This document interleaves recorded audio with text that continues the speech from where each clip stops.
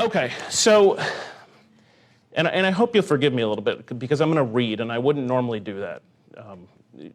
I feel like speaking extemporaneously on this probably wouldn't end well for me, so I don't know. So for those of you that don't know, and I don't know, an email went around about this, but we lost a close friend and a colleague and a great, great man on Wednesday of this week. So Mark Hardesty, who worked for us at ATS, he died peacefully in his home this Wednesday after a long battle with cancer. He was 68 years old. And for those of you that don't know Mark, he was an original member of ATS and critical to the success of the company. And I think more importantly than that, to me, to our culture, and I would say even if you don't know him personally, he's had an impact on your life as an ATS employee because you are living within the culture that he helped to create. So I wanted to say a few words and share a memory, if I could, as a way of remembering and thanking Mark. So just to let me start with a few facts. So Mark worked for ATS from its very inception until 2017, 32 years. He held many, many critical positions in the company, and I think he brought his strong work effort and he attacked the jobs that he had with an amazing amount of logic and intelligence and passion, and I think most importantly, grace. He was, and I am not exaggerating for effect, but he was the hardest worker I have ever known. Yeah. And I think it was something that was, he worked hard at his job, and then he went home and he worked hard at the things that he did at home, at his hobbies. He was a constant learner, both in his work life and his personal life. He was always reading and learning to understand more. And he treated his work and play with the same gusto and passion. And when that whole idea of learning more and having a passion about things, when I first started, so I thought this would be an interesting example. When I first started, I think one of Mark's sons had asked if he could have a pet snake. So if you're anything like me, what you would have done is you would have probably said no, but you probably would have went out and you would have bought the equipment, you would have bought the snake, you would have shown the child how to feed the snake, and you would have moved on. But that wasn't Mark. So Mark did all that. He went and read multiple books on the subject. He became a member of the Central Illinois Herpetological Society. He sponsored meetings. He hosted them in this auditorium. I mean, that was Mark. Mark was that kind of guy. So he didn't know any other way. He was a passionate, passionate man. So lastly, as far as facts, he is survived by his wife, Teresa, and their 6 children. So I thought I'd share a quick personal story about Mark Hardesty. So legitimately, Mark Hardesty is the reason why I came to ATS. So I had a very long interview process. As you might expect, they weren't sure about hiring me. And it took about 6 or 7 people to go through that hiring process.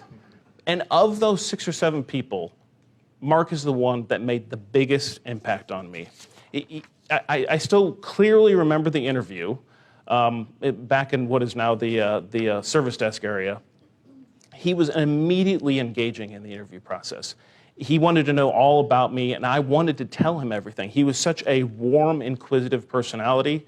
He wanted to know, did I have a family? What was I interested in? What kind of books did I read?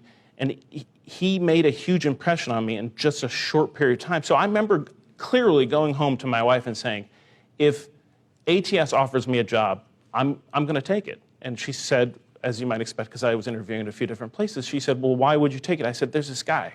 His name's Mark Hardesty. I really think I could learn a lot from him. And as I look back over the last 13 years that I have worked here, I know that I learned a lot from him. And I was thinking about, what did I learn from Mark? So I kind of listed a few things out. And I mentioned this before. I learned work hard. As a hardworking team, all of us, we can do anything.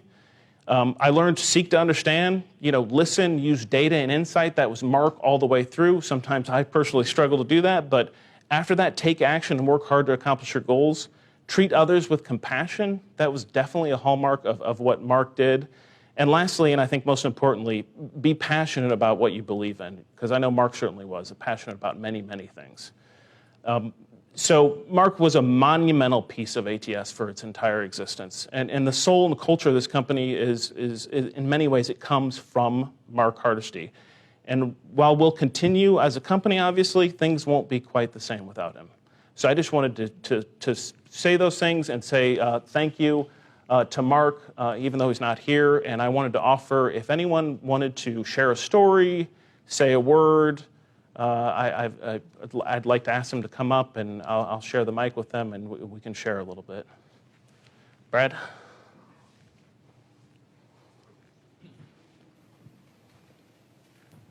Thanks, Jason. Is that working? Appreciate a moment. I wanted to talk about my good friend Mark. I've known Mark longer than probably a lot of you guys have been on the planet.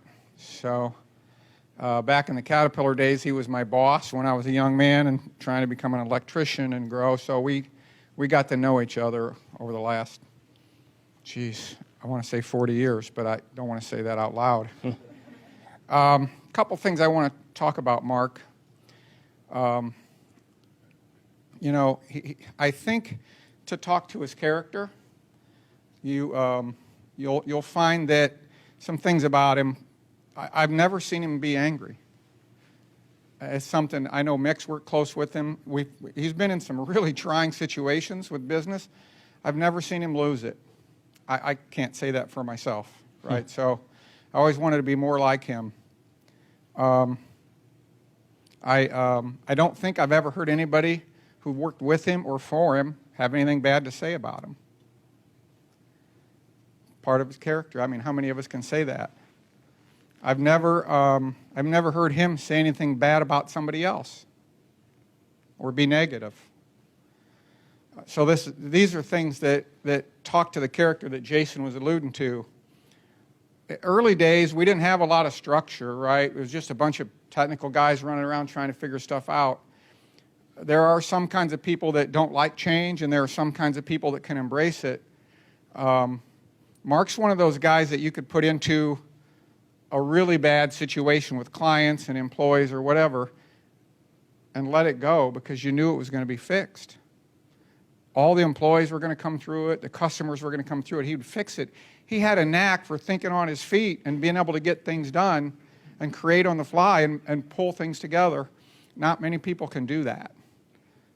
He was amazing with that. So, you know, we have a lot of structure and a lot of systems and processes today, and those are all helpful.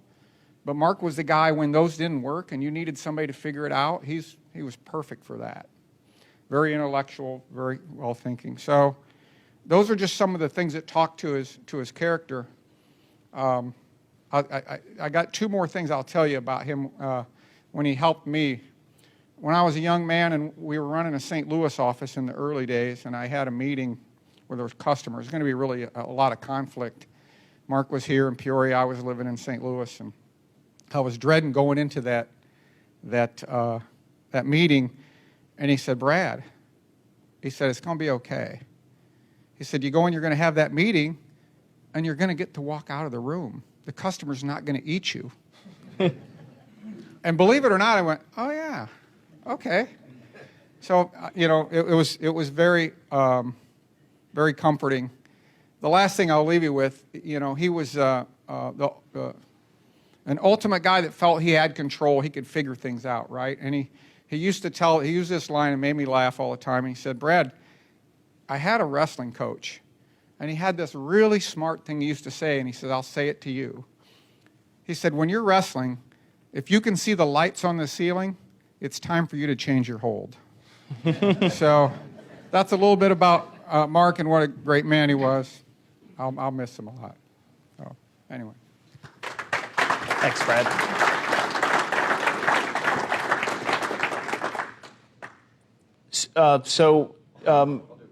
Yeah. Thanks, Jeff. Just to follow up on Brad, you know, you think about Mark, and these guys said it. He has the heart and soul and business-wise, but then, you know, when it comes to family. And Mark, so business-wise, we all know about Mark and all the things he did, and he could figure out anything and solve the problem. Like, we'd bring up a problem, and he'd go, and it'd be like 5 o'clock, and he'd go home that night and work and come back with a whole elaborate PowerPoint or Excel spreadsheet or whatever it may be, solving like the entire problem. and you're like, God, how does he do that, and how does he have the work? And so the work is one thing, but I used to live in the same neighborhood with Mark. I could walk to his house and things, and so I moved into that neighborhood before I had children. And he like adopted my son, because I'm good at some things, but I'm not good at a lot of other things. And so like my son would say, I want to learn how to clean a shotgun. Well, that's not my core area of expertise. And I would say, well, let's just go over to Mr. Hardesty's house, and we just go over to Mr. Hardesty's house, and he'd stop everything, and he would sit there and tear it all apart and do all these things and take the patience and the instructions, and my son would just be riveted on him. And then he'd pull out little things that he'd show him, and his experiences around the world, and anything I needed to do with like my son, or if I needed a tool to fix my house or something, you could just go to Mr. Hardesty's house, and he would do it. And I mentioned to Mark one time about my son would like to see deer hunting and things. I'm not a deer hunter, and he goes, oh yeah, we can take him out there, and I don't need to hunt. I can just sit with him or whatever, and we'll go check these cameras and do this and do that, and he'd come by, pick us up, and we would go out into the country, and he would take the time and show us these things and do all this. And I'm thinking, what a guy, and like some people have said, what a gentleman. And so work is one thing, and I mean, he's just exceptional, but the personal connection and the time that he would give you, and Mark has a lot of kids, a wife, a house, a family, all those things, but he would drop everything and help you and figure it out. And like the way he adopted my son and helped him with that was just, it just tells you about Mark and a kind of special person that he is, and who he is really inside. There was sincerity and genuine is kind of some words that I think about when I think about Mark. So very, very special person, and someone that meant a lot to me, helped me in my career and all kinds of things at ATS. But really, I think the lasting impression on me is more of the family atmosphere and the way Mark is just outside of work. So, Thanks, Jeff.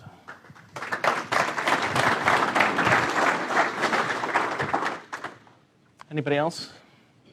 Okay.